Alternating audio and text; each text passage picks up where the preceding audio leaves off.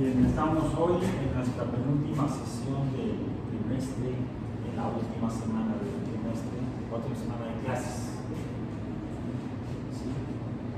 Sí, no me entiendo la penúltima. Ya me perdí. Estamos hoy a...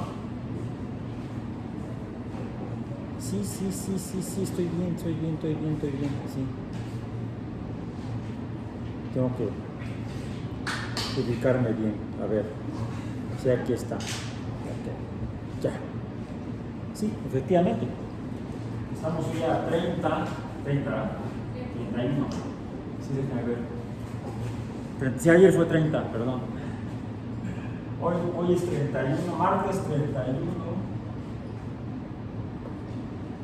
de marzo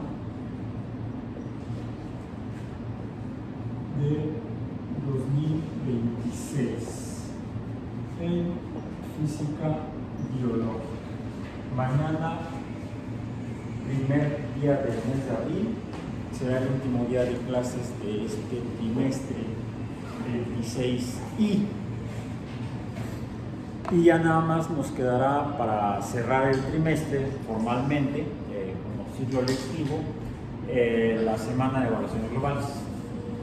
Como mencioné yo al principio del curso,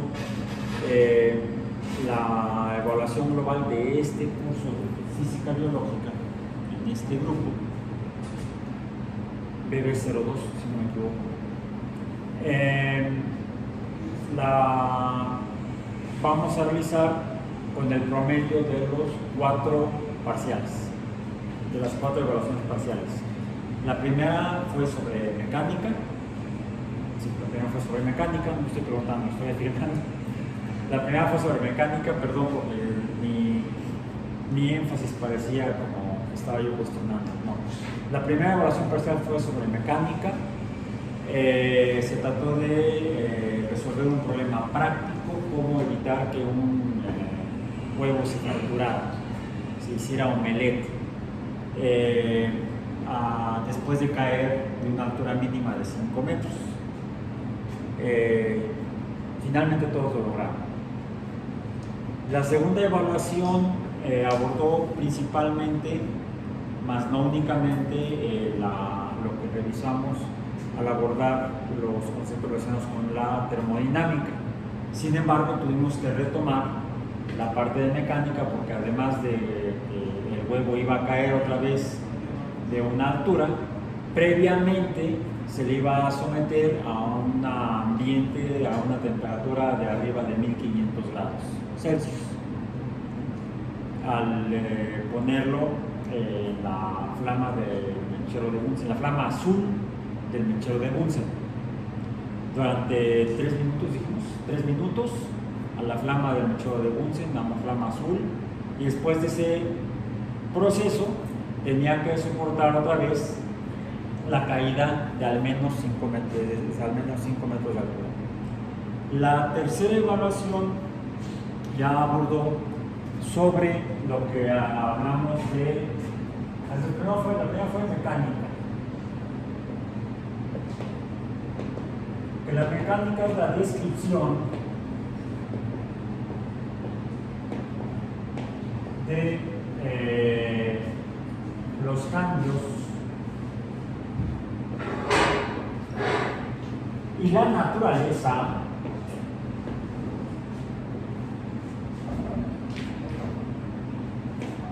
del, vamos a llamarle mundo para usar menos letras, son nada más 5 puntos, enfocados principalmente en la materia. Aunque de aquí también salieron los conceptos de fuerza y de la fuerza relacionada con la materia, los cambios, en ese sentido, los cambios nos daría el concepto de energía. Ahora, este concepto de energía lo profundizamos, tratamos de entenderlo en términos de la termodinámica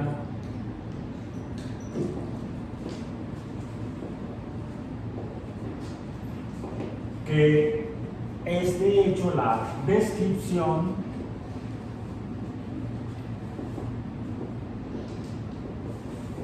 de los cambios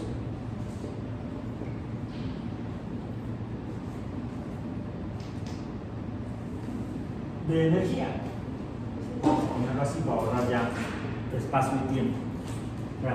El concepto de energía sale de la mecánica, pero los cambios en la energía en el mundo los describimos mediante lo que conocemos como la termodinámica, los principios a la vez de la termodinámica.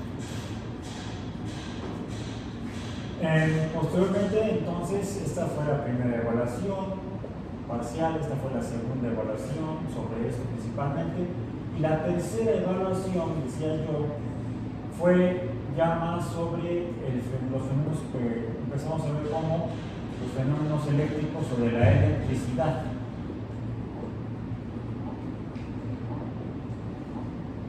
Que la electricidad es la descripción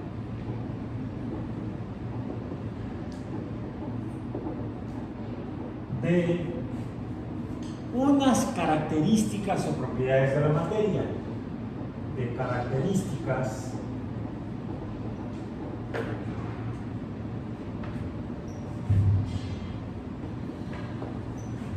vamos a ponerle M, materia. ¿Cuáles son las características? La presencia de cargas. La electricidad nos hace evidente la presencia de cargas. Pero también vimos de aquí, de la electricidad, aunque ahí ya no hicimos una evaluación, vimos que las cargas y el movimiento de cargas, vamos a hablar del cambio en las cargas, esto de hecho se relaciona con otro fenómeno que conocemos como el magnetismo.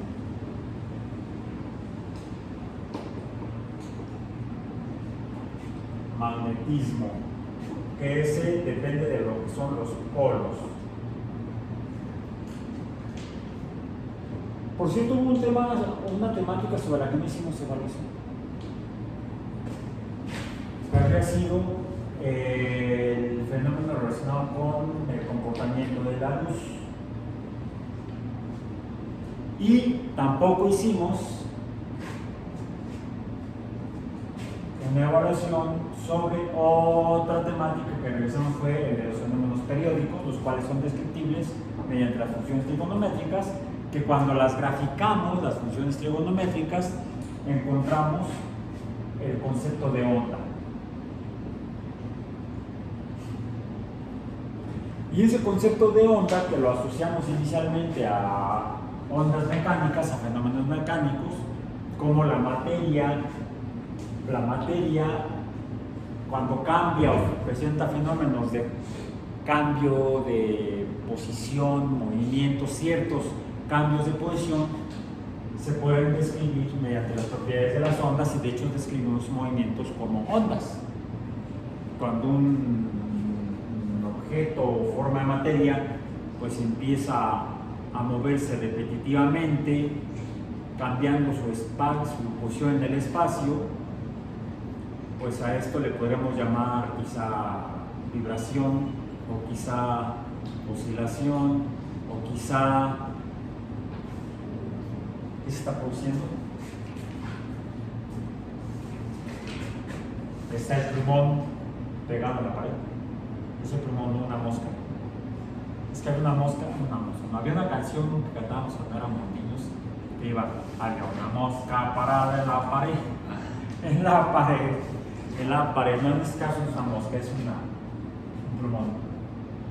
Si se mueve hacia arriba, cambia su posición; si se mueve hacia abajo, cambia su posición. Pero si además de moverse hacia arriba hacia abajo, se mueve, digamos, de izquierda a derecha, ¿qué está produciendo? No. Todo por cierto cambio de la materia en el mundo.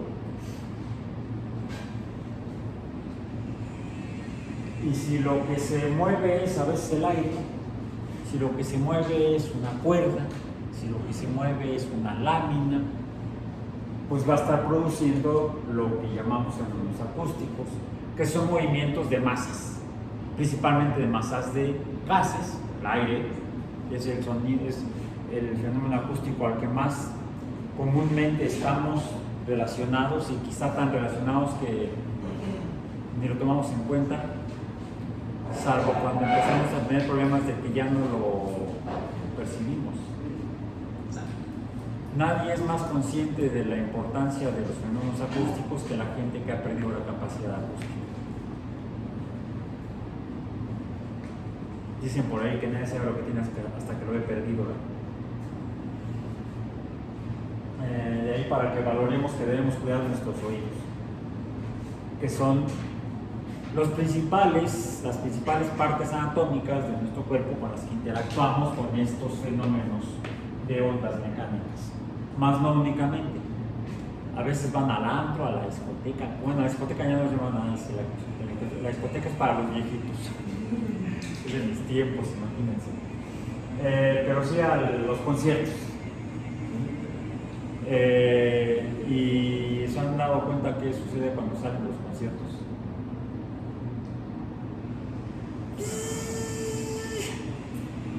Mucho cuidado porque eso sí afecta el funcionamiento del oído. Y se dan cuenta cuando llegan a edades posteriores. Entonces el sonido son fenómenos mecánicos de movimiento en forma de onda. Y no solamente se presenta en el caso de las masas gaseosas, sino se han dado cuenta que a veces cuando van al concierto no es que oigan la música o lo que estén escuchando, sino que la sienten. Sí, y sobre todo sienten los sonidos de menor frecuencia, los más graves, los sienten acá adentro. Tiene que ver con cómo está conformada la materia, su frecuencia de oscilación o de vibración. Es decir, las ondas mecánicas interactúan con con formas de materia y provocan cambios en la materia, hacen que vibre. Incluso en forma de fenómenos que cuando se modifica esto, cuando interactúan más de una onda, coinciden en sus propiedades, pues luego si viene otra por acá, igual, pues al final vamos a tener una onda que sería el doble de las originales, porque se suman, las amplitudes se suman. ¿Cuándo coinciden las longitudes o frecuencias de oscilación? Porque cuando no coinciden, ¿qué sucede? Al sumarse, pues, da cero. A eso le llamamos interferencia. Interferencia cuando si dos ondas acústicas o mecánicas o de sonido que tienen la misma frecuencia o parecidas se encuentran, pero mientras que una sube, la otra baja, cuando la otra está bajando, la otra ya está subiendo, las sumas de las amplitudes dan cero si las amplitudes son iguales. Si las amplitudes no son iguales, entonces, dependiendo de cuál sea la que tenga el valor absoluto mayor, nos daría una onda positiva o negativa en cuanto a la amplitud. Pero si las amplitudes son iguales, una positiva y otra negativa, la suma es cero. ¿Qué ocurre con el sonido? Realmente se parece. Se apaga.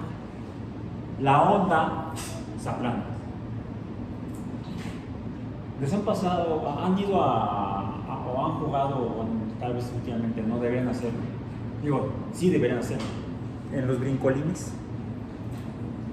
¿No les llegó a pasar que estaban con sus amigos y amigas brincando y de repente ibas para abajo y esperabas llegar para volver a subir y de repente quedas ahí? ¿Por qué? Porque mientras que tú ibas para abajo, tu cuate iba para arriba y al sumarse la perturbación que estaban haciendo el brincolín, la suma dio cero y luego se quedaron así. Ahora entienden por qué pasó eso. 20 años después, o no tantos, 15 años tal vez, 10 años tal vez. Entendemos que ojalá hubiéramos estudiado mecánica entonces, ¿no? Y tenemos periódicos, hubiéramos entendido. Entonces hubiéramos tenido cuidado de no tener ese tipo de estaciones en el brincolín. Y eso es un fenómeno asociado a los fenómenos ondulatorios, las ondas. Quiere decir que todo fenómeno que tenga características de onda debería presentar este tipo de características y propiedades y resultados de que si una onda es positiva y la otra es negativa y tienen la misma longitud o frecuencia, sumarían cero, se neutralizarían, habría una interferencia en la cual se apaga la onda, por ejemplo, que bajamos el switch, ya no habría sonido, ya no habría movimiento, estaría plano, estaría en la línea de equilibrio. Bueno, eso en cuanto a las ondas mecánicas. Y hablamos también de la luz. Antes mencionamos que las ondas presentan características que se presentan en el caso de las ondas acústicas como la reflexión, de hecho de ahí el eco, la refracción, el que oigamos diferente cuando estamos debajo del agua en una alberca, o incluso que en medios diferentes se mueven diferente. Recuerden que hicimos el ejercicio pegando a la oreja en la mesa y oyendo las vibraciones mecánicas, las ondas mecánicas, en sólidos distinto a líquidos, distinto a gases, cuya más evidente diferencia es la diferencia de densidades. Y de ahí el fenómeno de refracción, que es la desviación de toda onda cuando pasa de un medio de una densidad a un medio de densidad diferente. Cuando estudiamos la luz, cuando revisamos la luz, vimos que se comporta como onda. ¿Por qué? Porque se refleja, por eso podemos ver las cosas. Cuando las iluminamos con una lámpara, a ver, usemos la lámpara para ver. Ahí está la lámpara. Bueno, no se ve muy bien. Voy a apagar la luz para pensar en ti. Digo en la física. Voy a apagar la luz. Aula de laboratorio.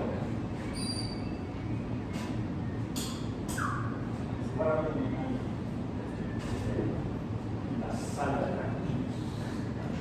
Pues ya se aprecia un poco mejor la luz que sale de esta fuente de emisión, que es un diodo que está en el foro del celular, ahí está. Y esta luz sale casi como si fuera la luz del fósforo o del encendedor, no voy a sacar mejor el encendedor, que vemos que se propaga de manera radial alrededor. Ustedes la pueden ver, si me pongo aquí en medio, pues la pueden ver a la derecha, a la izquierda, abajo o arriba. Bueno, ya se apagó, pero aquí sí lo pueden ver arriba, porque la luz se propaga en forma, como si fuera alrededor de una esfera, desde el centro hacia el perímetro de la esfera, que sería entonces el radio. Decimos por eso que la luz se propaga en forma radial y hasta le llamamos radiación de luz, porque la luz se emite en forma radial, a menos que, como se comporta como una onda, la hagamos pasar por un medio de otra densidad diferente. Es más, de aquí también como que se ve de forma radial, no se ve así muy como un rayo o como una línea, sino se ve como que se expande en forma cónica, al menos cónica, con la base del cono sería curva. Entonces si le pongo esto, déjenme quitar la tapa, si no, no va a funcionar.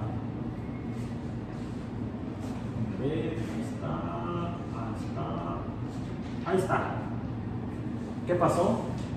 Sí. Ahora ya no se ve como se ve como en un círculo, como si fuera un cilindro, casi como si fuera un tubo. Se puso un tubo aquí en medio.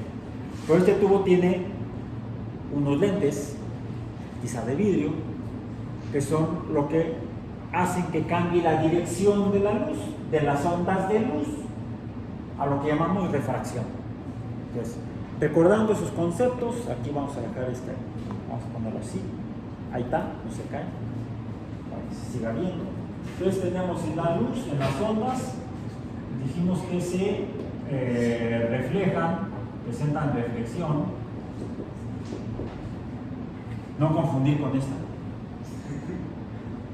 Cuando uno piensa estar reflexionando, no reflejando, es diferente esa reflexión a la otra reflexión. Reflexión de ondas, se refractan, presentan refracción. De hecho, la reflexión es que se desvía la onda, pero porque colisiona con algo, con materia tal vez. Se refracta porque pasa de un medio de una densidad a otra, sale de la fuente de luz, pasa a través del tubo, luego a través del tubo tiene aire, luego del vidrio, luego del aire, y ahí estamos viendo la luz refractada. Por cierto, vimos que cuando la luz se refracta en ciertas condiciones, ponele aquí, así.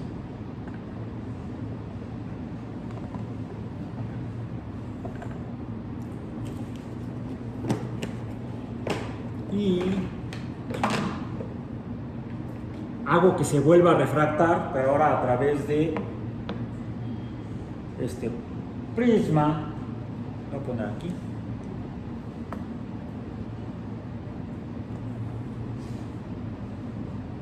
Allá se ve a la izquierda de ustedes. ¿Qué se ve? No muy bien porque no es el mejor, no traje la lamparita otra. Pero vemos, alcanzamos a ver aquí un poco de rojo, anaranjado, amarillo, allá el azul y el violeta muy tenues. Bien. A esto le llamamos, que fue lo mismo que vio Newton. Ahí se ve mejor, ¿no? Ahí ya está más cerca. Aquí tenemos el rojo, el anaranjado, más evidente el amarillo, y por acá se ven los colores azul, y por acá está el violeta. La refracción nos muestra que la luz aparentemente blanca del celular no es blanca, sino que en particular en el caso de la luz, vamos a poner aquí, la luz asterisco, cuando se refracta, produce colores. Y cada color se desvía en un ángulo diferente. La refracción desvía las ondas acústicas o de luz, dependiendo del fenómeno. Y en el caso de la luz se producen colores y cada uno se desvía en un ángulo diferente, y cada color se desvía en un ángulo diferente. Y eso se asocia con la propiedad llamada frecuencia. Nu. Ni. Ni. No es nu, como tampoco es mu, sino sería vaca. Estoy hablando de esta palabra. La letra ni, por ejemplo, de micrómetro. Micrómetro. Micrómetro. ¿Cuánto es? Esto.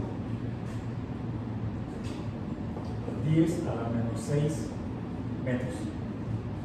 Una millonésima de metro, o una milésima de milímetro. El milímetro sería mm, esto es 10 a la menos 3 metros. Entonces esta es mm y esto es mi m. No mi m, porque sería otra. No es mi ni mu. No es mío ni es vaca. Es mi. Entonces la frecuencia, la letra mi,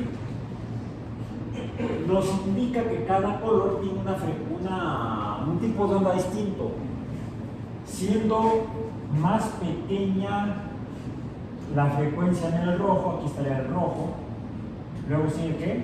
El anaranjado, luego el amarillo, luego el verde, luego el azul y al final el violeta. Bueno, esta es V, esta sí es V. Y la frecuencia aquí es más grande, mientras que la frecuencia es más pequeña. Ni grande ni pequeña. Ese es un sonido de frecuencia grande, por eso es que molesta. Es para que lo escuchen de veras. Bueno, ok. Entonces tenemos la luz son ondas. Eso es curioso. ¿Quién describió esto originalmente de manera matemática, geométrica? ¿Quién fue? El espectro. El espectro de la luz. Curiosamente lo describió Newton. Y aunque lo menciona en los Principia de 1686, hablando de las estrellas, lo describe, incluso hasta le mete aquí el color índigo, decíamos, lo escribe ya explícito en 1704 en la obra Optics, donde él describe el espectro de la luz blanca, pero no describe a la luz como una onda, curiosamente. Quien describe a la luz como onda es Christian Huygens, aunque me he escuchado que dicen que no se pronuncia Huygens, sino que se pronuncia Huygens, porque es holandés. El idioma es holandés. Huygens era de los Países Bajos y él es el que describe a la luz como una onda, porque se refleja, se refracta y ese tipo de cosas.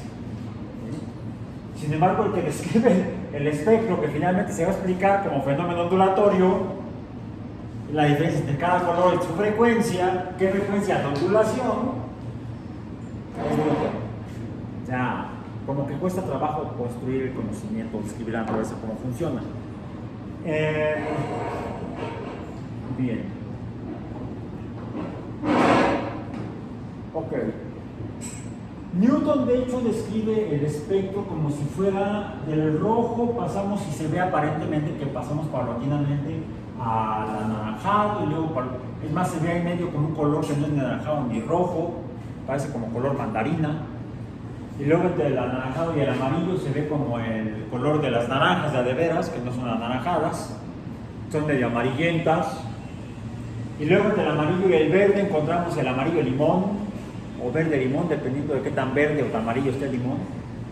Y luego entre el verde y el azul está el aqua. Algunos dicen azul aqua, otros dicen verde aqua, pues no es ni uno ni otro, sino que sería aqua. Y entre el azul y el violeta estaría el que Newton describió como índigo. No sé por qué no describió los limones ni las mandarinas. Sería porque no había muchos cítricos en Inglaterra. En cambio, sí, es famosa la manzana de Newton. Y ahí el problema es que las manzanas pueden ser verdes, amarillas, rojas. Bueno.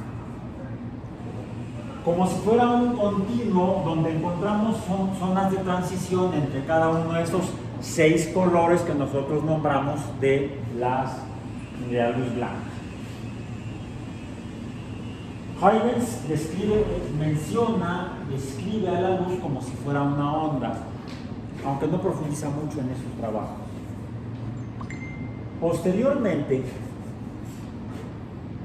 otro estudioso de la luz y del vidrio, Huygens es también del siglo XVIII, es contemporáneo de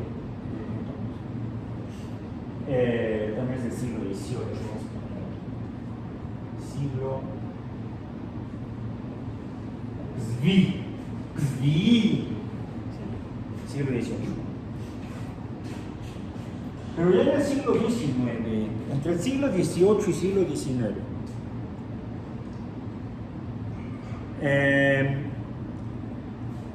Newton en Inglaterra, Huygens en los Países Bajos, en Ámsterdam, por ahí más o menos.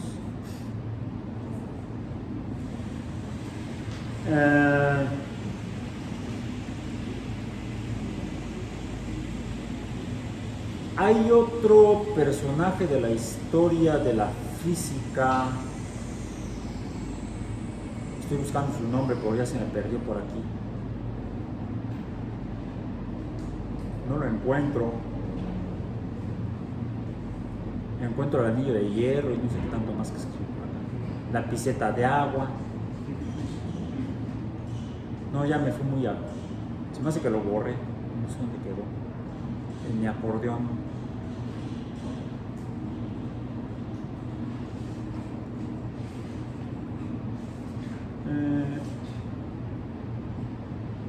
Sí, no sé. Creo que lo borré. Ah, no, aquí está. Acá está. Fíjense que no tengo el dato de Huygens, pero es del siglo XVIII, contemporáneo a Newton, más o menos. No,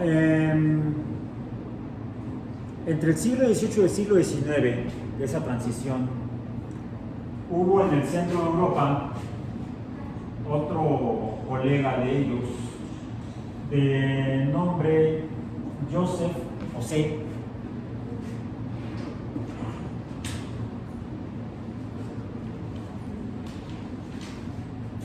Fraunhofer se pronuncia.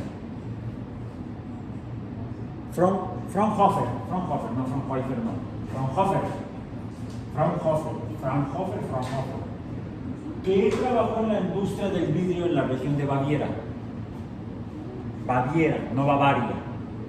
Es medio Bavaria, no es otro. Baviera. En alemán es Bayern. ¿A alguien le gusta el fútbol? ¿No? A mí ya no. De chico sí, yo muy aficionado al fútbol. Hay un equipo de fútbol de la liga alemana, de la Bundesliga, que es el Bayern Múnich, le dice la gente. ¿Sí? El Bayern Múnich. Es en la ciudad de Múnich o München, está en Baviera, actualmente Alemania, pero en aquel tiempo no era Alemania, era Baviera. En Baviera es, junto con algunas regiones donde está actualmente Chequia, antiguamente República Checa y antes Checoslovaquia, después se separaron en la República Checa y la República Eslovaca, ahora es Chequia, se llama oficialmente ese país. También se ha producido el vidrio más fino en Europa, siendo que el vidrio fue descubierto, hasta donde sabemos, por los fenicios en la costa más oriental del Mediterráneo, pero donde se desarrollan los vidrios más finos, donde mejoran las técnicas para fabricación de vidrios en el centro de Europa.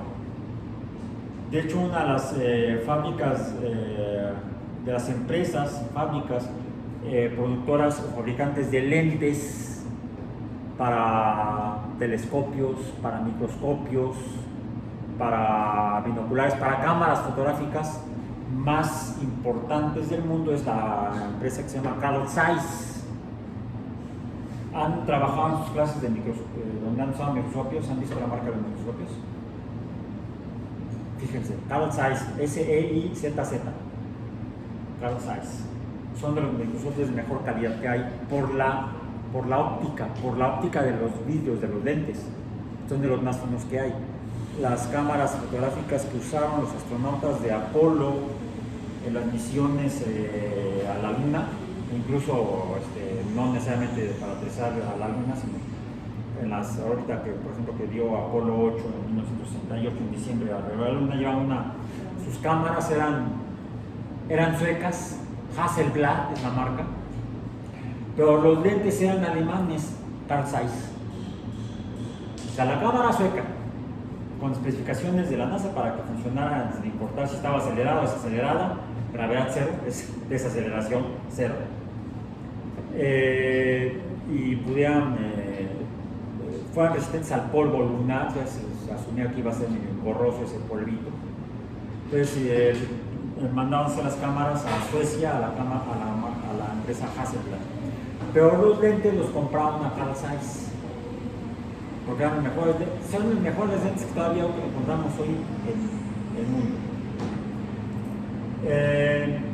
Bueno, en esa región trabajaba Joseph Fraunhofer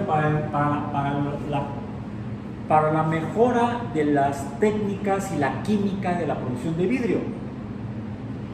Y ustedes ya hicieron la semana pasada unos experimentos en los que vieron que diferentes elementos químicos, metales principalmente, cuando los someten a altas temperaturas y los oxidan, emiten luz. Y la luz, dependiendo del elemento químico involucrado que se está oxidando, va a presentar colores diferentes. Es decir, los colores nos pueden decir de qué está hecha la materia, o nos pueden informar si tenemos, hasta les dije, esa muestra que estábamos usando estaba contaminada porque estaba emitiendo luz que no debía. sería luz correspondiente a otro elemento químico. Entonces podemos identificar la presencia de elementos químicos a través del color de luz que emiten, y eso fue lo que estaba haciendo Joseph Fraunhofer como uno de los científicos de las empresas alemanas fabricantes de vidrios en el siglo XIX en Baviera. Y él esperaba ver el espectro de la luz que escribía Newton, quizá un poco más de un color, quizá más menos de otro, en diferentes muestras de silicatos, de arcillas, que son con la materia prima para fabricación de vidrios. Entonces, revisando la calidad de algunos lentes y de algunas muestras de vidrio, se le ocurrió usar la luz del sol. Se conocía ya cuál era el espectro de la luz del sol, y lo que hizo fue tomar su prisma y ponerlo a la luz del sol. El prisma está ya hecho de diferentes materiales. Más, si ustedes ven hacia la ventana, en este prisma van a poder ver el espectro de la luz. Si lo ven ahí, los colores del arco iris. Es más, lo pueden ver en sus anteojos, sus anteojos grabados, anteojos octánicos, digamos, ópticos. Cuando pueden prender otra vez las lámparas, ahora. Lo que vamos a hacer los que tengan anteojos, se lo piden los que tienen buena vista. Ahí tenemos la ventaja que estamos más ciegos un topo. Simplemente vean el reflejo, o sea, pongan sus anteojos, no necesitan quitárselos. Vean el reflejo de las lámparas en la orilla de su lente viendo de reojo. O sea, agáchense para que puedan buscar en el reflejo de la lámpara. Yo estoy viendo aquí esta lámpara de acá, con mi ojo derecho, y estoy viendo del lado derecho en el anteojo como verde o amarillo. Y hacia la izquierda, en el otro extremo de la lámpara, veo entre azul y violeta. A ver, agáchense, vean el ángulo que tengo, el ángulo del lente respecto al ángulo de incidencia de la luz. Busquen el reflejo de la lámpara, ¿sí? Y en cuanto vean, fíjense que no se ve la luz del color como cuando la vemos directamente. Y si vemos, esta lámpara emite luz como medio amarillenta. Si yo lo veo en esta que se ve más blanca y hago la misma experiencia que en cuanto a la lámpara, aquí veo más verde y más azul que en esta. En esta alcanzo a ver incluso un poco de amarillo y anaranjado. Ahora, lo pueden ver mejor si tienen los anteojos y en un prisma. Ahí está. Ahí. Y si ves hacia aquella. Sí, ahí lo ves. Ahí está. A ver, tómalo. Y vas a ver que los colores no son iguales, pero aquí la lámpara emite luz aparentemente blanca y de aquí aparentemente medio amarillenta o color durazno. Es decir, con el prisma podemos ver el espectro de emisión de cada fuente de luz. Y ahora lo que estaba esperando ver Joseph Fraunhofer, el espectro de emisión de cada muestra de arcillas, de vidrios ya salidos de la fábrica que le llegaban a él, siendo el científico encargado de revisar la calidad de las muestras de vidrio para hacer luego los lentes. Pues se dio cuenta que, miren, quedó ahora mejor el espectro, aquí se ve un poco mejor. Él lo que encontró es que en lugar de ver, ¿qué otra cosa hizo? Aquí, desafortunadamente, acá lo tengo. Acá tengo otro lente, uno de unos antiguos binoculares, que ya están binoculares armados. Y entonces,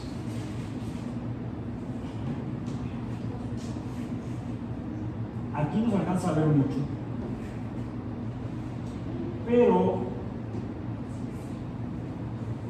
si lo vemos con más cuidado, vamos a ver unas regiones donde, caray, se ve un poco menos de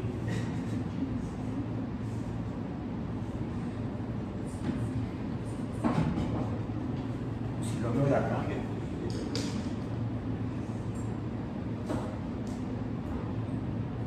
Aquí nadie.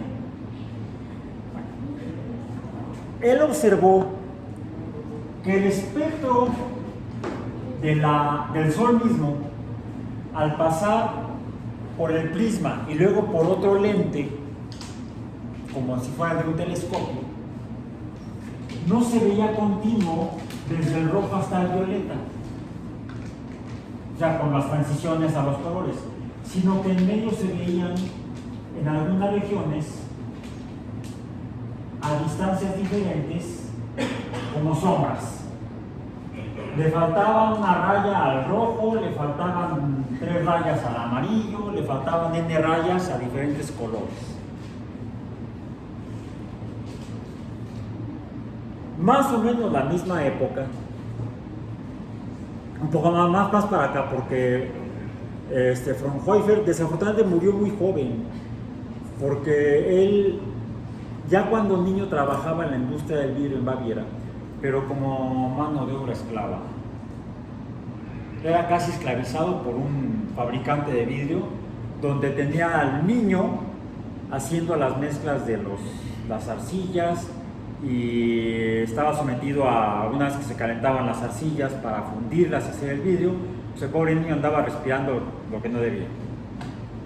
Finalmente es rescatado por uno de los príncipes de Baviera, serían monarquías, y lo mandan a la escuela, lo mandan a estudiar y termina estudiando, precisamente dedicándose al estudio de la química del vidrio.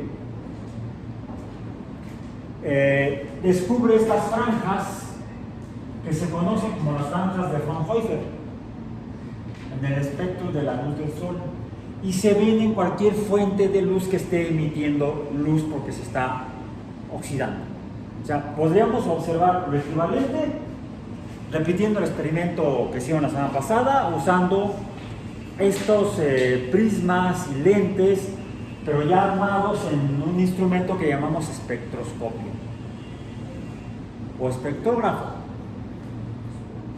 El espectrógrafo nos permite identificar, bueno, visualizar primero los colores que emiten las diferentes fuentes de luz, y vamos a ver que es diferente dependiendo de la composición química de cada fuente de luz.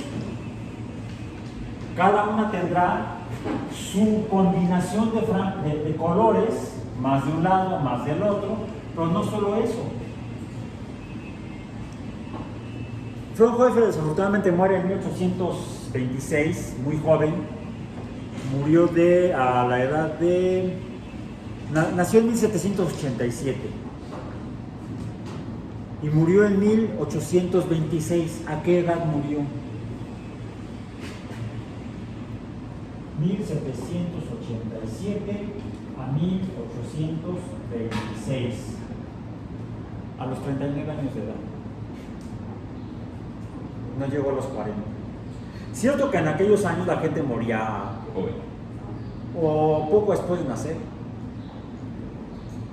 La mortandad perinatal era altísima, por ejemplo por fiebre puerperal, infecciones durante el nacimiento, y también se morían las mamás por la misma infección.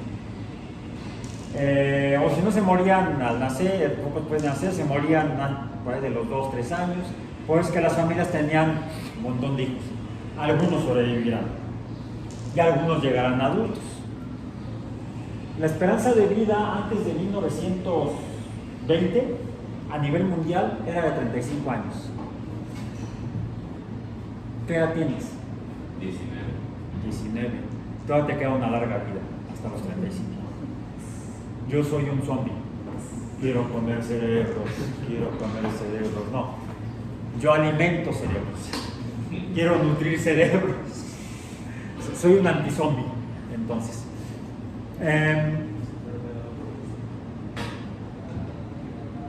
Fraunhofer no murió exactamente por una enfermedad infecciosa que lo podría haber matado antes de los 35 años o poco después de nacer.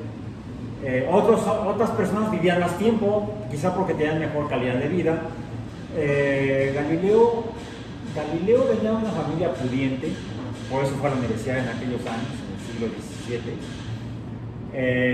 Y fue consentido por la iglesia, de hecho, por los príncipes de Florencia, por ejemplo.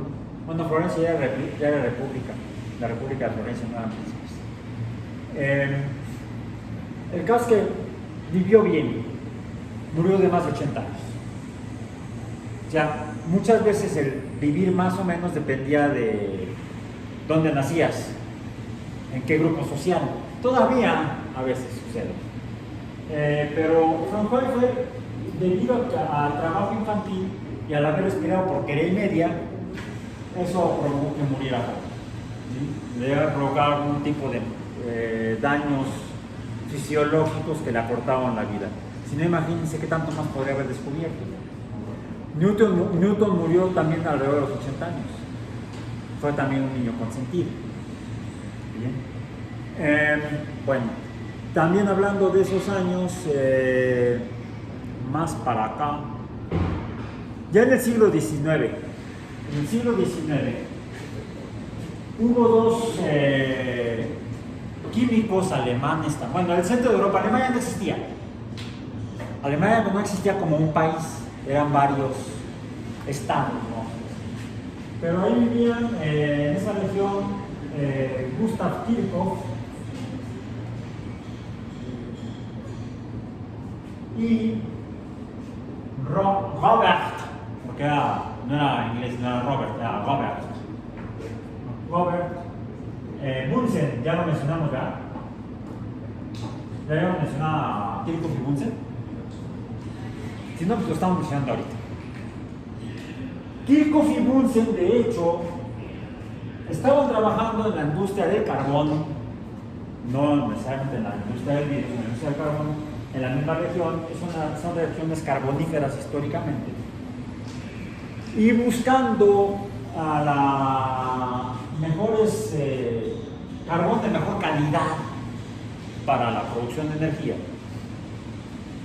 Robert Bunsen desarrolló un quemador para poder ver. Ya sabían que el carbón, dependiendo de cómo se quemara y de qué mina viniera, emitía luz con ciertos colores, como decían ustedes la semana pasada, porque el carbón a veces viene contaminado con otros elementos químicos.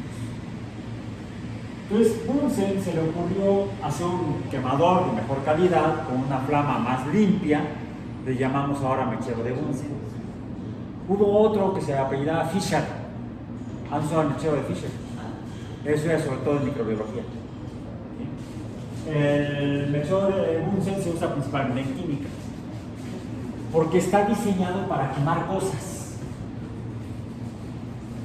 A través de quemar en una flama muy limpia de gas natural, en diferentes muestras se puede ver la luz que emiten y se pueden identificar diferentes elementos químicos. Bueno, lo que hicieron fue lo mismo que hizo Fraunhofer.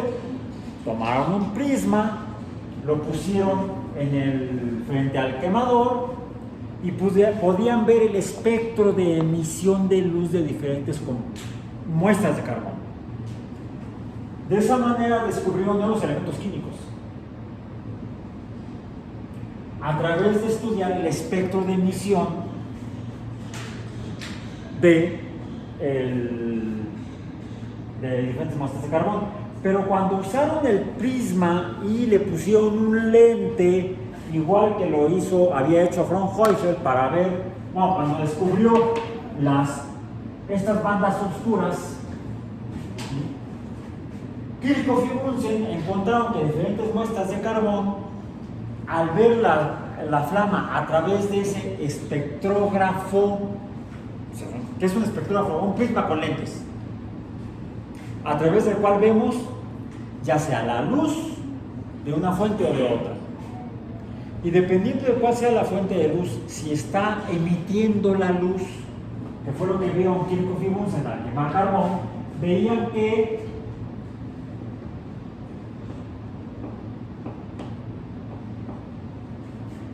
esto era luz emitida.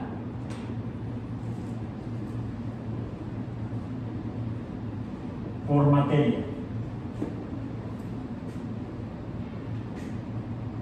Que en el caso de lo que había visto Fraunhofer, esto en realidad era lugares donde faltaba luz.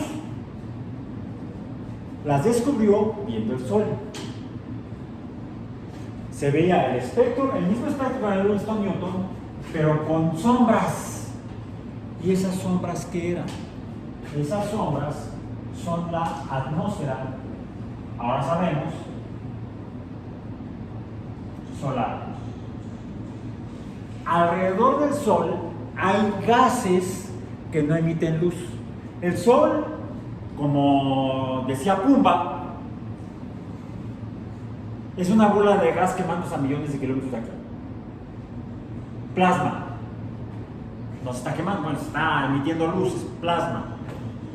Es una bola de gas ionizado que está ionizando y emite luz. Eso es un plasma. Pero está formado por varias capas de gases. Las capas más internas son las que emiten la luz, son las que realmente son plasma. Las masas más externas de gas no tienen la capacidad o la energía suficiente para emitir luz visible.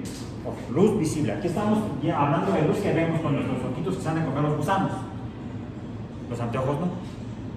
Todavía no encuentran gusanos o bacterias que coman vidrio. Además no son de vidrio, son de policarbonato. Entonces, lo que vio Fraunhofer fueron la luz que absorben los gases de la atmósfera del Sol. No están emitiendo la luz, la están absorbiendo. Y lo que vieron Kirchhoff y Bunsen fueron la luz que emiten diferentes compuestos químicos. Que cuando se trata del mismo elemento químico, ya sea que está emitiendo luz porque lo estamos quemando en el mechero de Bunsen, va a emitir estas bandas de color, por ejemplo. Pero si tenemos otra fuente de luz y tenemos esa misma sustancia, como líquido, como gas, enfrente de la fuente de luz que está emitiendo, va a absorber esa luz que, si se convierte en plasma, emitiría. Esto sería entonces el espectro de emisión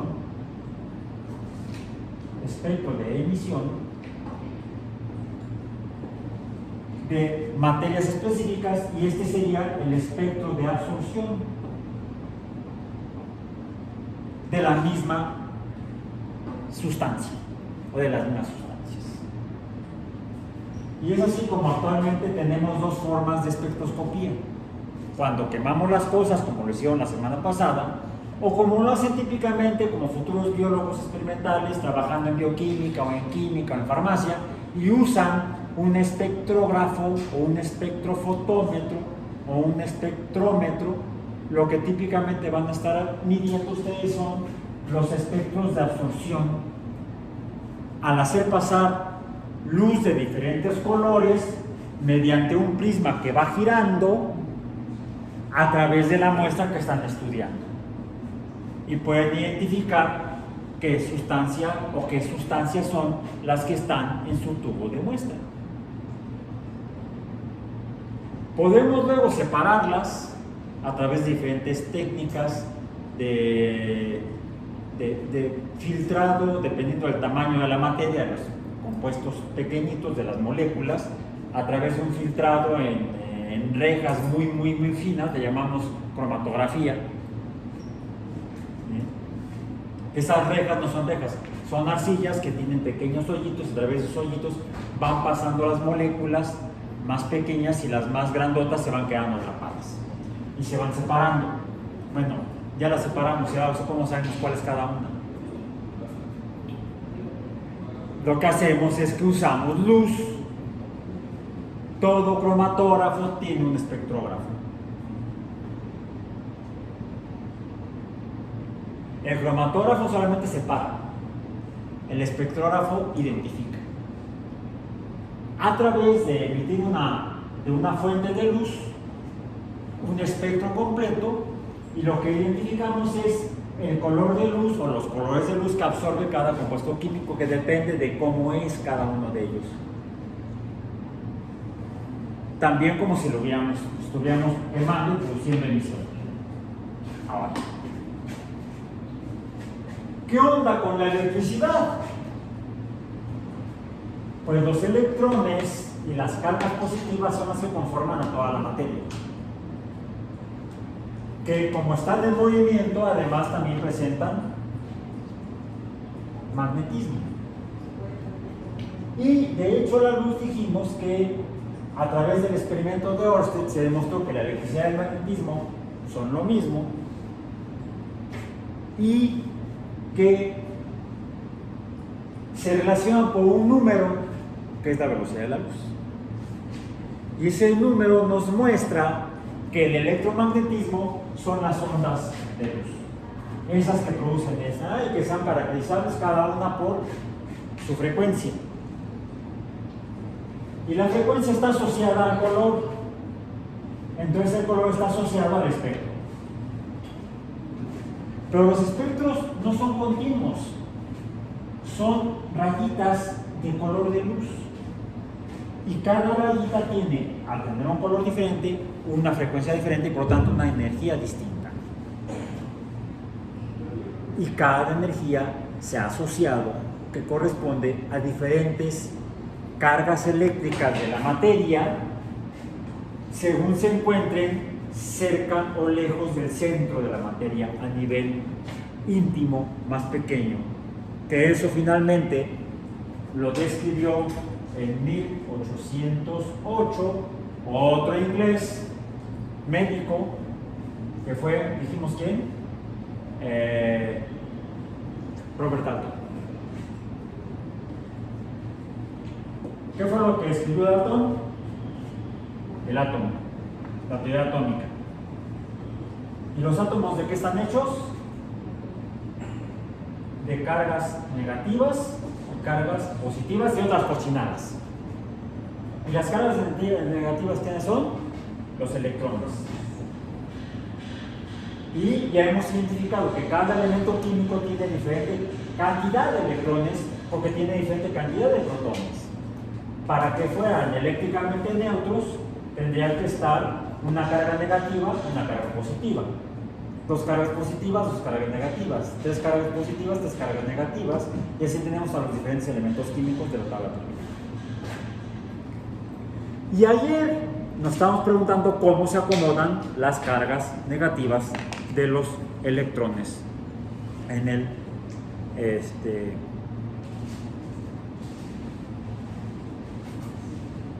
átomo o en los átomos. Déjenme apagarla, ya la apagué. Para eso tenemos que ver lo siguiente. Entonces, a ver, la luz la producen las cargas negativas cuando se mueven de un lugar a otro. Corrientes electrónicas que salen, si son negativas, salieron del cátodo y al interactuar con otras formas de materia dijimos que producen los rayos catódicos, que son luz. Pues la luz es producida por estas cosas.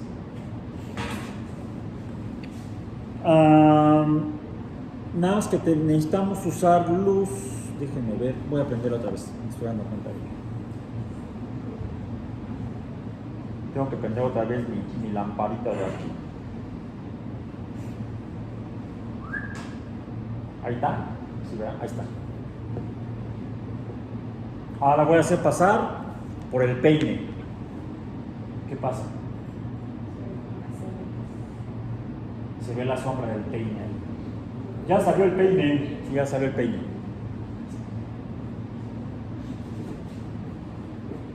Pero esto, bueno, se ve la sombra del peine, no se ve gran cosa, salvo que aquí estaría el foco, aquí estaría fuera de foco.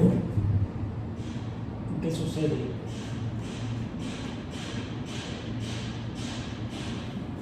Pero el problema de esta luz blanca es que no es blanca.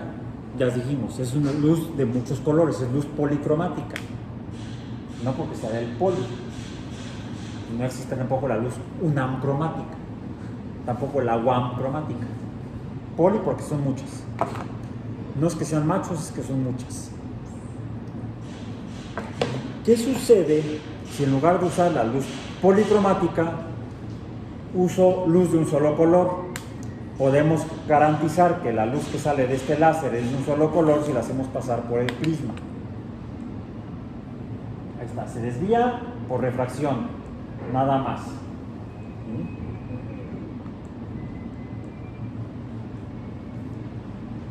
Ahí está, nada más se desvía por refracción.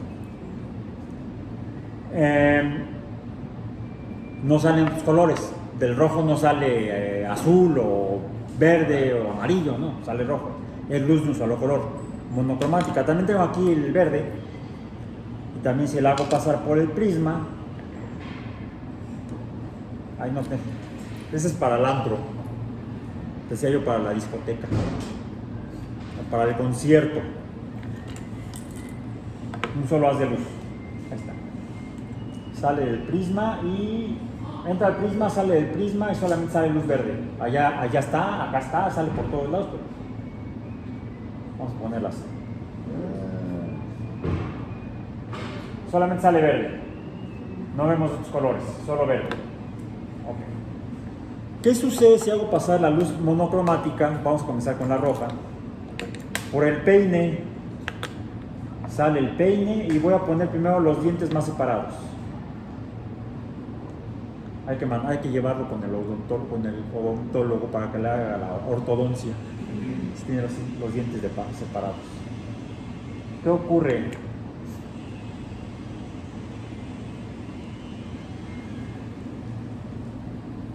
Uy, un punto y ahora sale.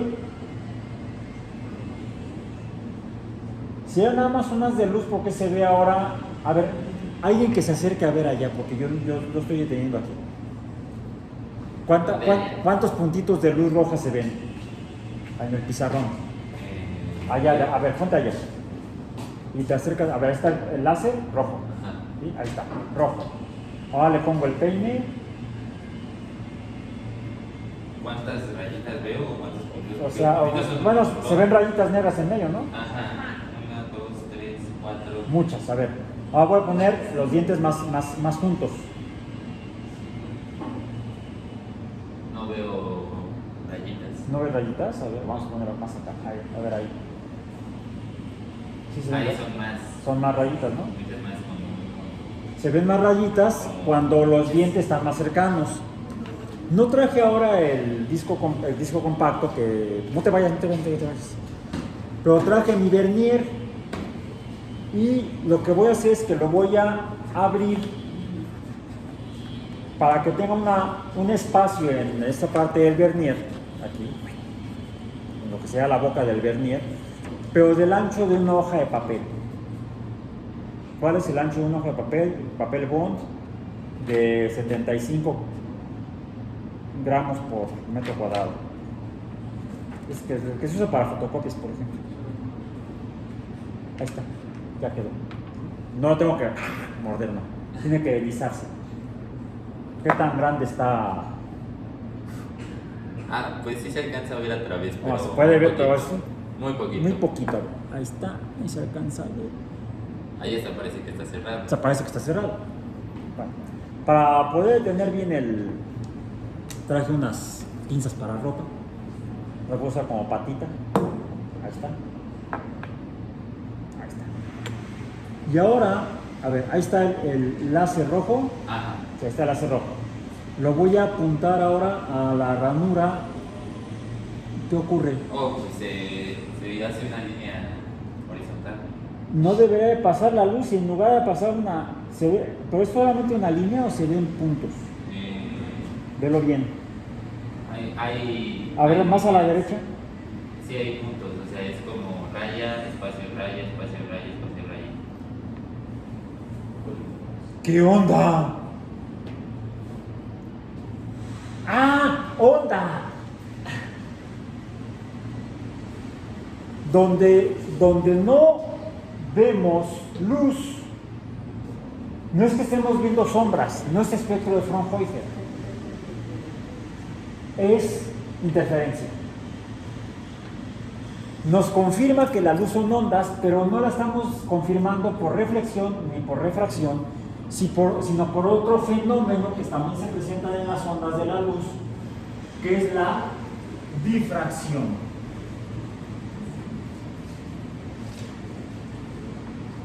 De hecho, se ve hasta en el peine. La difracción es lo que vimos ayer en el aula, con el disco compacto, que nos comprueba que el disco compacto tiene orificios. Al pasar la luz monocromática a través del disco compacto, se separa dejando espacios oscuros entre sí. En esos espacios oscuros lo que estamos teniendo es interferencia, por un lado, y por otro lado la luz se está separando, un solo haz de luz se está separando en muchos haces por difracción. La difracción es la desviación de ondas cuando pasan a través de un entramado o un enrejado o una serie de orificios que son proporcionales a la frecuencia de onda de la luz. Lo vamos a confirmar usando el láser verde. Vamos a primero verlo en el... A ver, está el láser verde con cuidado, porque recuerden que este lastima mucho porque tiene más energía, está al lado de mayor energía, donde la frecuencia en mi es más grande. El verde está cerca del azul y del violeta. En el otro extremo está el rojo. La luz roja es la que tiene menos energía. Entonces, a ver, mucho cuidado. Ahí está el láser. ¡Ah! Lastima, ¿verdad? Voy a poner el peine. Los dientes. Ah, sí se ven. Un montón de franjas. Sí. Y este es los dientes separados. Los dientes más juntos. Ah, todavía más. Se ven más. Claro. Es más, se ven hasta los lados, vea ya, a tu izquierda y a tu derecha. Ahora vamos a usar la ranura más pequeñita.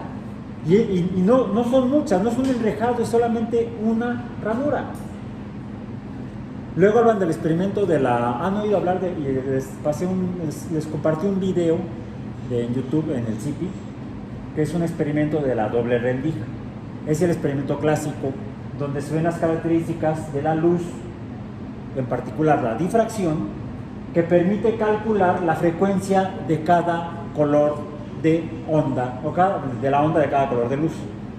No se requiere que sea una doble rendija, una sola rendija del tamaño apropiado nos permite ver, déjenme latino, ahí está. Uy. Ahí ya casi. Ahí está, no me muevo. Sí, son muchas. Muchísimas más. Y se ven Sí. incluso como más cerca, ¿no? Y además hay otra cosa, hay dos acumulaciones de puntos, Sí. uno a la izquierda y otro a la derecha. Y Es decir, acá. si la luz está en dos lugares al mismo tiempo, un haz de luz está en dos lugares al mismo tiempo. Puedes regresar a tu lugar. Gracias. Vamos a terminar viendo la luz para ver mejor. Porque esto nos explica la forma más íntima en la que se encuentra la materia. Ayer estábamos tratando de entender cómo se acomodan los electrones en los elementos químicos. Dijimos que los electrones, partículas negativas que conforman a los átomos, se encuentran en una región a la que llamamos orbital.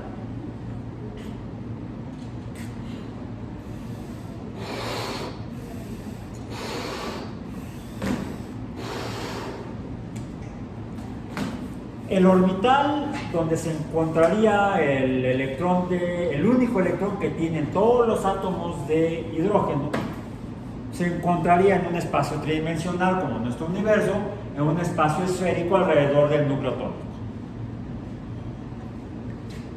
En el caso del helio, pues está conformado por dos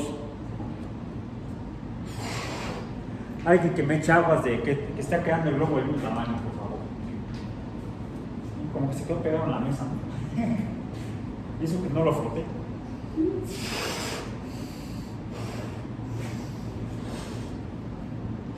Ahí. En el caso del helio, pues pueden coexistir los dos electrones en la misma región u orbital debido a que tienen polos magnéticos diferentes, porque siendo todos los electrones de la misma carga, hipotetizamos que deben, si están en movimiento, si sus movimientos son opuestos, estarán generando polos opuestos y podrían ocupar el mismo espacio en una dimensión muy pequeña por atracción magnética. Y ese movimiento le llamamos spin. Así caracterizamos a los electrones del helio como dos electrones de la misma carga pero teniendo spines diferentes. El siguiente electrón, que sería el de litio, ya no podría estar dentro de ese mismo orbital porque debería tener uno de dos espines y al acercarse pues, habría una repulsión a alguno de los dos previos electrones que tuviera un spin igual. Reemplazaría a uno de los electrones y quedarían dos electrones en ese orbital, por lo cual debe encontrarse en un tercer orbital. Vayamos dibujando nuestro modelo atómico, que este modelo atómico se lo debemos inicialmente a Schrödinger. ¿Sí? Ya el modelo atómico de Bohr quedó 20 años atrás, históricamente hablando. Ese lo pintan así, es más, está mejor que el que usan para presumir de vamos a hablar de ciencia, vamos a hacer divulgación de la ciencia y te plantan ahí el modelo de Rutherford, donde los electrones se están atravesando, o no es ese que pintan así, el modelo atómico está así, y luego así, y luego así. O sea, aquí estarían chocando los electrones, ocupando en un lugar, está chico, ya no funciona, es viejo, es una ciencia, es historia de la ciencia. Sí. Luego viene el átomo de Bohr. Sí, los electrones deben encontrarse en los más cercanos, aquí estarían el hidrógeno, aquí el helio, acá el litio, acá el berilio, decíamos, y acá estaría el boro, pero aquí ya no coincide. El boro ya no checa. Muchas gracias, profesor Bohr, por haber aportado a la historia de la ciencia y al conocimiento de la naturaleza. No. Finalmente tendríamos, cerca del núcleo atómico, tendríamos los dos primeros electrones, en el caso del hidrógeno y el helio, en un orbital de tipo 1s con dos electrones en el caso del helio. El tercer electrón, en el caso del litio, estaría en un espacio también esférico, pero hueco, porque adentro está el orbital 1s y sería el orbital 2s, donde habría dos electrones para el caso del berilio. Dijimos, ¿verdad? ¿Berilio? Sí, ¿verdad? Porque luego me equivoco, si es el berilio, está. Y luego el problema lo tenemos cuando en tres dimensiones, x, y y z, tendríamos la coordenada menos x, menos y y menos z. ¿Sí? Aquí tendríamos más menos x más x, menos y más y, menos z más z. Como dicen, el que nace para maceta no pasa de esa guana.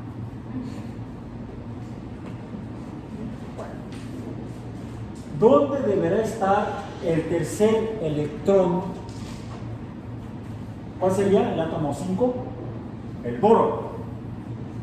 En el boro tendríamos un tercer electrón, ya no podría estar en un espacio de tres dimensiones porque tenemos que llegar a la configuración del último elemento químico de esa fila, que es el neón, que tiene 10 protones y 10 electrones. ¿Cómo acomodamos? ¿Cuántos electrones nos faltan para llegar al neón?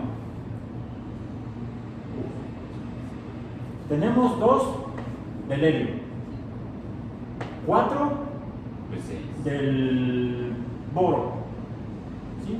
No, del berilio, 4 del berilio. Y nos faltan 6 electrones para llegar al neón. ¿Dónde están? ¿Cómo acomodamos 6 electrones en 3 dimensiones? Pues hay que repartir. ¿Qué operación aritmética usamos para repartir? Si tenemos un pastel y lo queremos dividir, ya lo dije, repartir, lo vamos a dividir en 6 rebanadas. ¿Cuánto da la división? 6 entre 3, ya 2. 2 electrones en cada dimensión. 2 en la X, 2 en la Y, 2 en la Z. 2 en la X, en más X y en menos X, 2 en Y, 2 en más Y, 2 en menos Y, y 2 en Z, 2 en menos Z y 2 en más Z. También puede ser en el jardín. Si no es en la maceta, es en el jardín.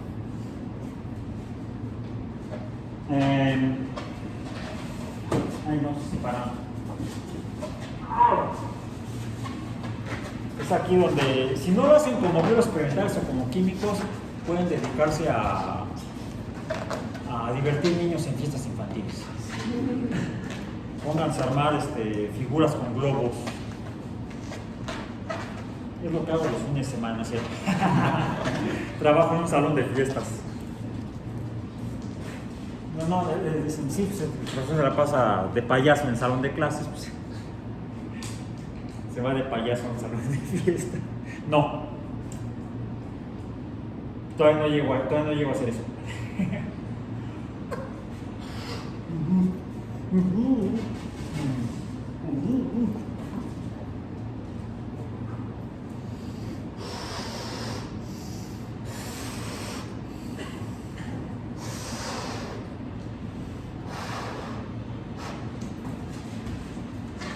Le doy un poquito más por aquello que se me desinfla en lo que lo hago. Ahora va uno verde, seguimos con otro verde. Verde, que te quiero verde. Verde Iztapalapa. Ese sería azul Xochimilco.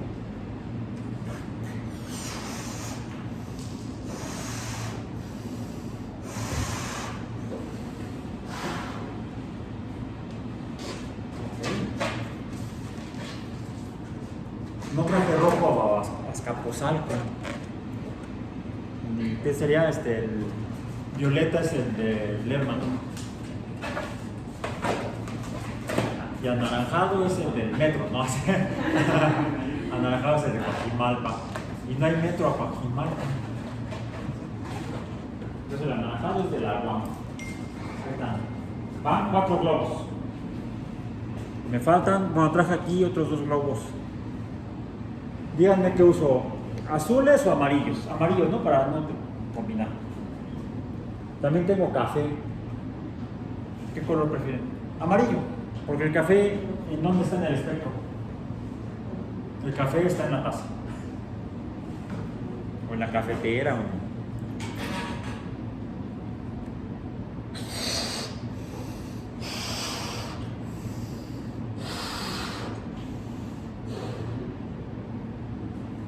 Ahí está.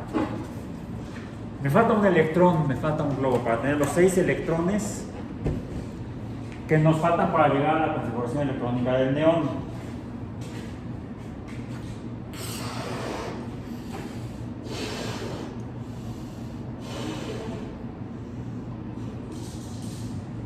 Ahí está. Bien.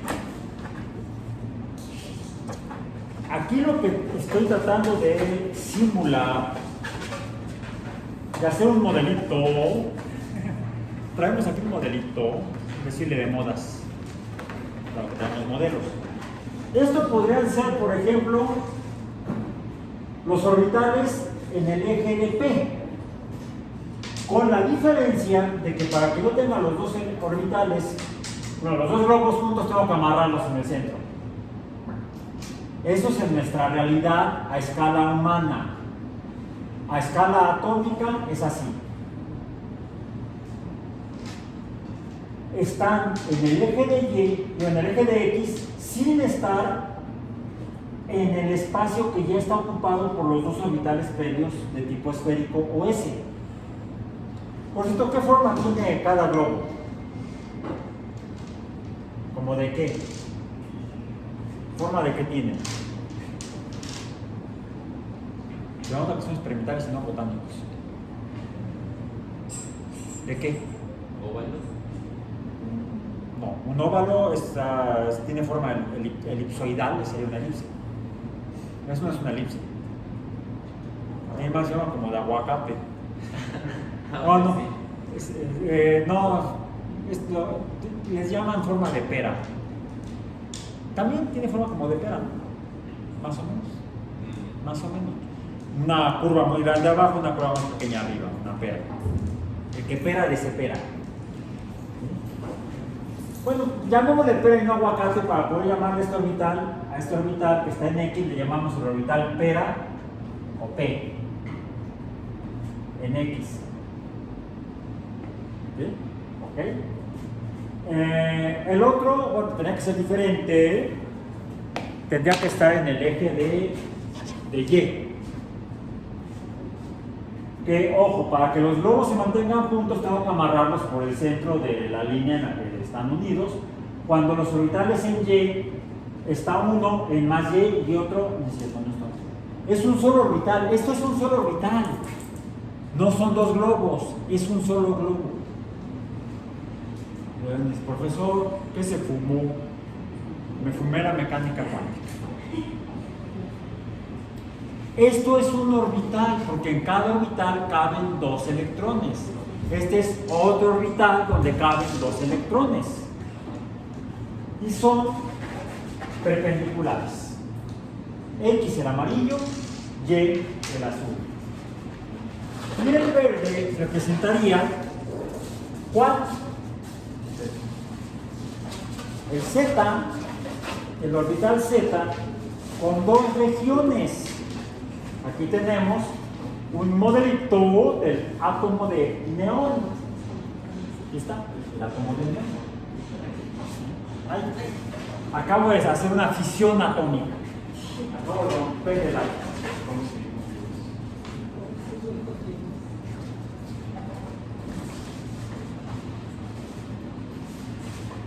Además, tienen que quedar en lados opuestos del centro. Ahí está. Un verde arriba, un verde abajo. Bueno, no, habíamos dicho que el azul era el 10. Aquí está. Así es como lo puedo hacer este modelo en este mundo real humano. Porque no puedo tenerlos químicamente separados. Ayer me decían que me entregaban un reporte en físico y les dije que no me lo entregaban en físico. Me lo entregaban en químico. Porque lo hicieron en papel, en celulosa, y la celulosa es un compuesto químico. Si me lo hubieran entregado en fotones, entonces sería en físico. Los fotones son las partículas que transmiten la luz. Cada fotón, dependiendo de cómo se produzca por el electrón, va a tener un color o energía específico. Y eso lo describió ya llegando al siglo XX, pasamos del siglo XIX al siglo XX, la descripción de hecho ya para el modelo de Bohr, para el átomo de Bohr. Previamente, este había sido Rutherford.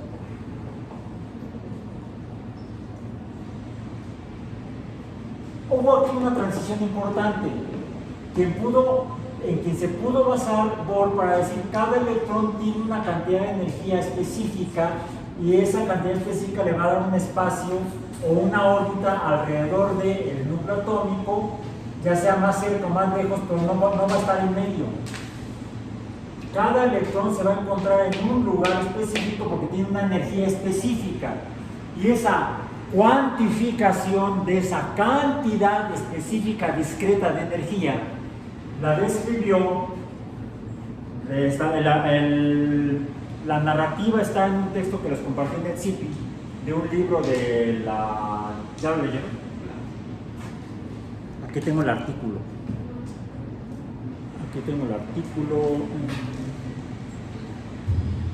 El artículo es una parte de un libro. El libro se llama... No, está medio lenta la red. Bueno, el autor de ese texto fue... se me fue su nombre de pila. Max Planck. Max. Es que me acordé de mi gato. No. Mucha gente tiene perros y todos se llaman Max, ¿no? El perro de mi cuñado se llama Max, el perro de vecino se llama Max, todos los perros se llaman Max, no, mi perro se llama Kodiak. Max, pero mi gato no se llamaba Max, ya falleció. Mi gato se llamaba Planck. Max Planck en 1900 explicó que los valores de energía de lo que produce la luz, a veces por interacción de materia que se oxida, que se reduce, emite calor o emite luz visible. Ese tipo de luz visible, el color de la luz visible y cada franja de color corresponde a un valor específico de energía discreto. Y si un electrón que estaba aquí pasa acá, es porque cambió su cantidad de energía de la que corresponde a este radio, vamos a decir, por la que ahora corresponde a este radio de acá. Son diferentes. Toma esa energía, cambia su cantidad de energía, pero sin pasar por valores intermedios.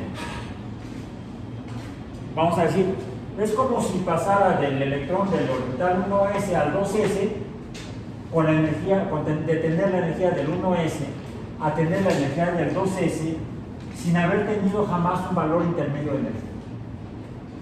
Simplemente como si hubiéramos prendido y apagado un interruptor. No hubo de que... Ve que hay algunos dispositivos para graduar la cantidad de luz, le llamamos potenciómetros, para que haya más iluminación o menos iluminación girándole una perillita. En cambio, cuando apagué y prendí la luz, nada más, ¡pum! ¡Guas! O había o no había. Así es como varía la cantidad de energía entre electrones dependiendo del orden en que se encuentren. No existen valores intermedios. O tiene valor de 1s o de 2s, pero no de 1,5s o de 1 3/4, no. Son cantidades específicas que depende, esa cantidad de energía depende de su color o frecuencia. Pero me falta aquí una constante, la constante de Planck. La constante de Planck nos define la cantidad de energía que contiene cada partícula que conforma a los átomos, tanto a nivel del núcleo como a nivel de los electrones, y que son estos cuando cambian de posición y por lo tanto de energía, que ese cambio de energía se transforma en un paquete de luz. Como entendamos el paquete, no como una cajita o una pelotita, sino como una cantidad de energía. Porque incluso los físicos se confunden, se la pasan preguntando, ¿qué es la luz? ¿Es una onda o una partícula? porque Newton decía que la luz eran ondas, pero Planck demuestra que son partículas. No. Mi interpretación, con base en no solamente en la lectura de los documentos, de los trabajos, de las aportaciones de cada uno de estos autores de la ciencia,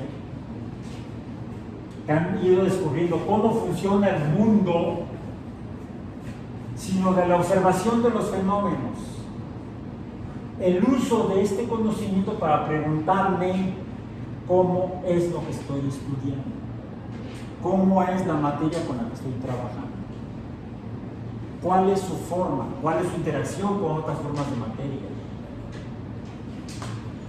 Es que cuando hablamos de la ecuación de Planck, E igual a h-ni, esto nos está dando cantidades, números, por cierto, donde E está en el conjunto de los números enteros. Es la letra Z, Zelen. Con la letra Z representamos el conjunto de los números enteros. Con la letra R representamos el de los números reales. Con la letra N los números naturales. Con la letra Q los racionales. Con la I los imaginarios. Entonces, de ahí que el primer electrón, el del hidrógeno, está aquí. Ahí está. Pero puede estar en cualquier región de todo este espacio esférico alrededor del núcleo atómico. Puede estar un poco más cerca, puede estar un poco más lejos. Decimos que es la región donde es probable encontrarlo, y de hecho, como es probable, a eso le llamamos la nube electrónica.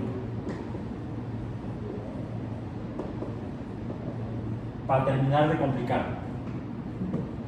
Es decir, hay un intervalo de espacio donde es posible, porque esto es una distribución estadística tipo gaussiana.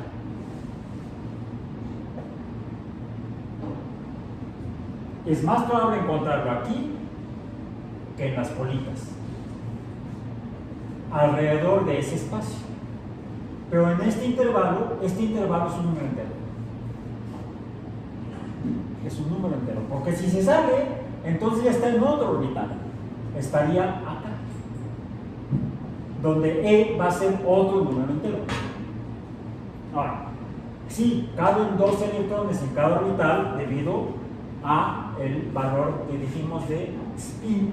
El spin es lo que nos produce el spin, que dijimos ayer puede ser de un medio negativo o de un medio positivo. Si ambos electrones tienen spines diferentes, podrán ocupar el mismo orbital. El cuarto electrón, que es el del berilio, pues va a estar acá. Por eso no puede estar en la misma región en la que está en el orbital 1s. Ahora, el siguiente electrón, que será el del boro 5, ¿dónde está? Él podría estar en cualquiera de los 6 espacios disponibles de los 3 orbitales. Son 3 orbitales como 3 colores que tenemos en este modelo. 3 orbitales como 3 colores. Cada color es un orbital, no son 2. Es decir, los orbitales no son los globos en individual, sino los globos por pares. Tenemos un orbital P opera en X. Tenemos un orbital P opera en Y y otro P en Z. PX, PY, PZ. ¿Dónde estaría el quinto orbital, que es el que identifica el quinto electrón, que es el que identifica al boro? En realidad, cualquiera de los 3 podría estar en X, en Y o en Z. Escojamos uno. Digamos que está lo voy a poner así, en X. ¿Dónde estaría el electrón que identifica al carbono? El sexto electrón. No, pues en PX. Pues fíjate que no. Una muy buena idea, pero la naturaleza es como es y no como tú quieres. O como yo quisiera. Hay una regla empírica que se demostró de manera experimental que no se puede. A ver, es un orbital en X con dos regiones, pero es un solo orbital. Ahí me dice, sí, profesor, pero queda un espacio. A la naturaleza de los átomos les importa un pepino. Por fin, pepino, pera o aguacate. El pepino es el que no le importa. La regla es que no se puede llenar un orbital si hay orbitales vacíos. Y si llenamos todo el X, tendríamos los orbitales Y y Z vacíos. Entonces el siguiente orbital tendría que ir, bueno, el siguiente electrón tendría que ir en Y o en Z, pongámoslo en Y. Y esta sería la configuración del carbono. 1s2, 2s2, 1px1, 1 no. Aquí hay otra cosa, aquí me está faltando un número. ¿Dónde se encuentran los orbitales P? Se encuentran prácticamente, para efectos prácticos de cómo se comporta la materia, en la misma región que los orbitales, que el orbital 2s. Por eso le llamamos 2p, 2p y 2p. 2px, 2py y 2pz. Entonces, la configuración electrónica del carbono debe ser 1s con 2 electrones, 2s con 2 electrones, 2px con un electrón y 2py con un electrón. ¿Cuál sigue? Nitrógeno, número atómico 7. 7 electrones. El séptimo electrón tendría que estar en Z. Y la configuración electrónica del nitrógeno entonces sería 1s2, 2s2, 2px1, 2py1, 2pz1. Sí, ahora entiendo por qué. Ahora entiendo que tienes que haber puesto en el examen de química y no lo hiciste. ¿Ya para qué? ¿Por qué no me soplaron entonces? Ni modo, este era el último tema del curso de física biológica. Ahí, ni modo. ¿Cuál sigue? Después del nitrógeno, el oxígeno. ¿Cuál es la configuración electrónica del oxígeno? Pues ahora sí le ponemos, le llenamos el orbital. Cualquiera de los tres orbitales P. Comencemos por el X. Y entonces vamos a tener 1s2, 2s2, 2px2, 2py1, 2pz1. Luego, el flúor sería 1s2, 2s2, 2px2, 2py2, 2pz1 y finalmente el neón con 2 electrones en cada orbital. Es el neón. Ahora, ¿cuántos enlaces o cuántos electrones puede recibir de otro átomo cada uno de nuestros elementos del nivel 2? Que son los que tienen esta configuración electrónica. Salvo el berilio y el litio. Son del nivel 2, pero no tienen orbitales P. Es solamente a partir del boro que aparecen los orbitales P. Es probable encontrar electrones P en el boro, en cualquier lugar alrededor del orbital 2s. Ah, por cierto, ¿qué pasó con el haz de luz aquí? De la luz verde cuando pasó por la ranura. Un haz de luz estaba en 2 lugares al mismo tiempo. Magia, teoría, no, mecánica cuántica.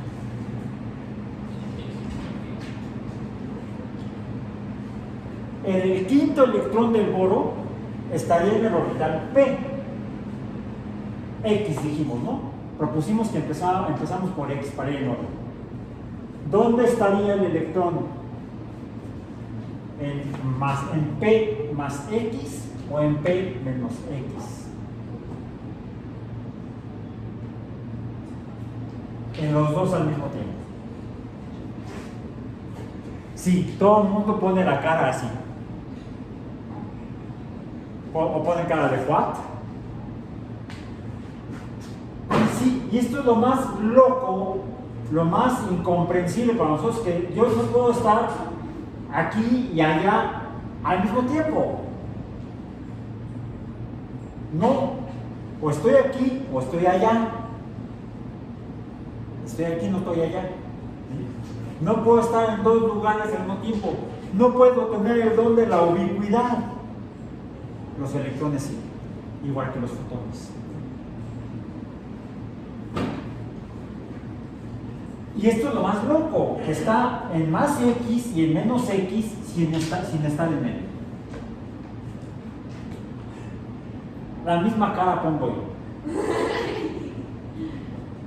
Sí, esa cara de sorpresa, de desconcierto, pero la naturaleza es como es, no como quisiéramos que fuera.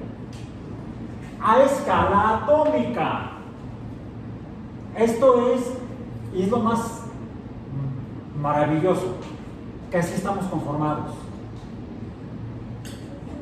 Así estamos conformados en nuestras partículas más elementales, pero no cuando se agrupan y dan lugar a un ser vivo. Dan lugar a un ser que parece sólido y que por eso cuando se cae se fractura. O que no tan sólido como mi teporico, no es conejo, es teporico. Es un conejo chiquito. El electrón px del boro está aquí al mismo tiempo, sin estar en medio. Y lo más loquísimo todavía, que puede estar aquí, acá o acá. Porque puede estar en cualquiera de los tres orbitales, pero solamente ocupando uno de ellos. En el caso del carbono, pues estará tal vez uno en X, acá, y el otro en Y o en Z.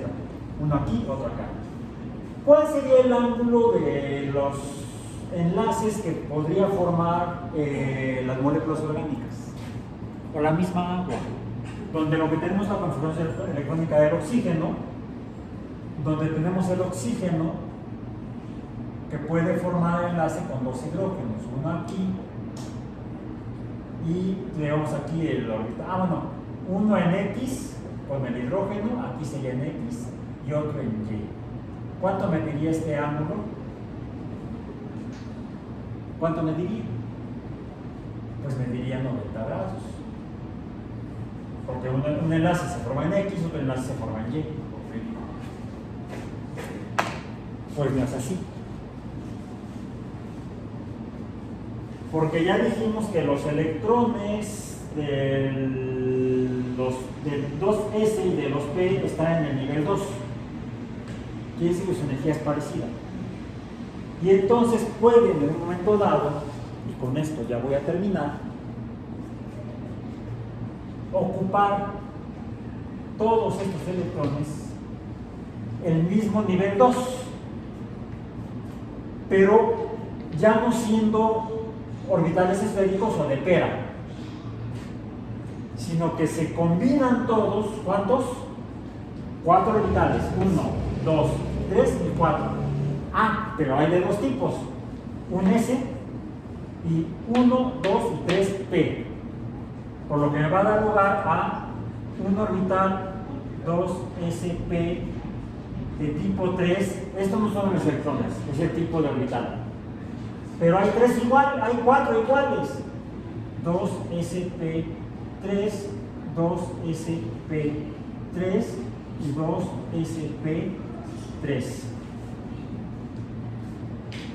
Son 4, ya no son 4 orbitales, 3 iguales y uno diferente. Aquí tenemos 3 iguales y el diferente estaría adentro. Ahora tenemos 4 orbitales idénticos. ¿Y eso cómo ocurre? Ocurre de la siguiente manera.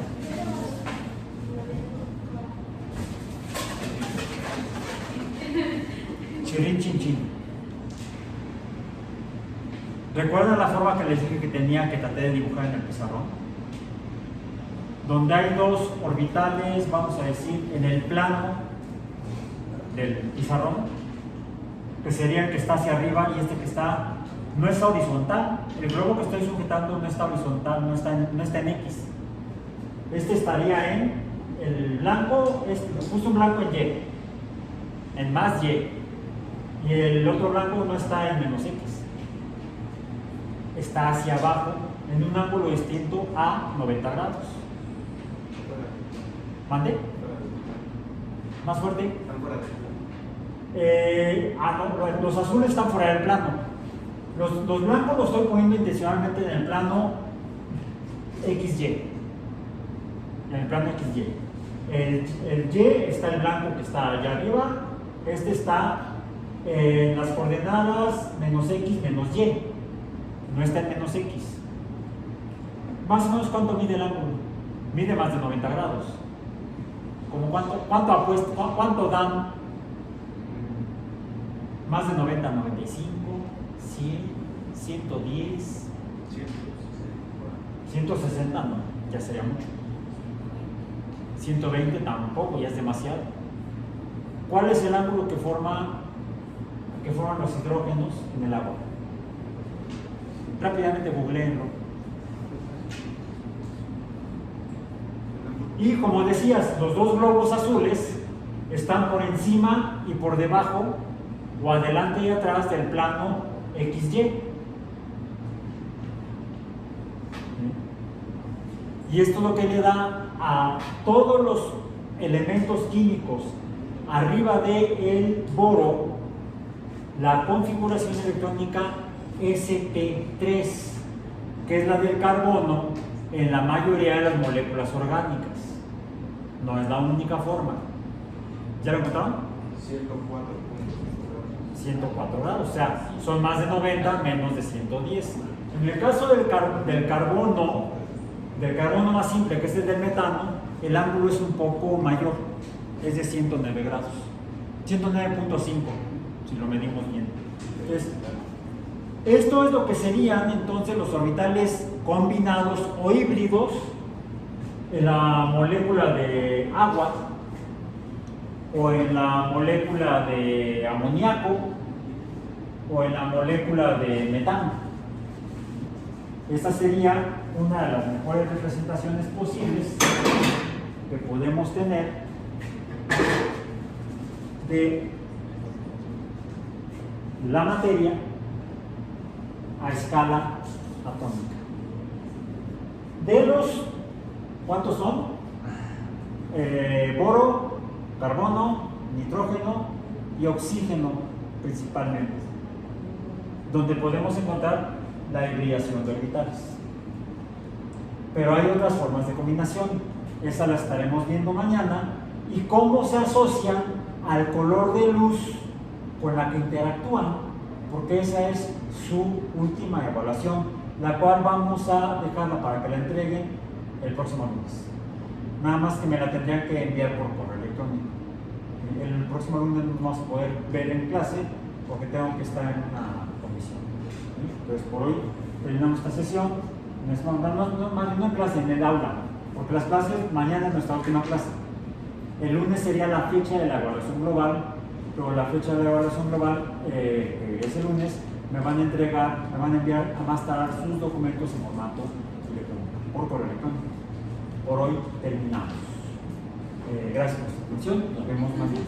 ¿En total serían 5 evaluaciones? Pues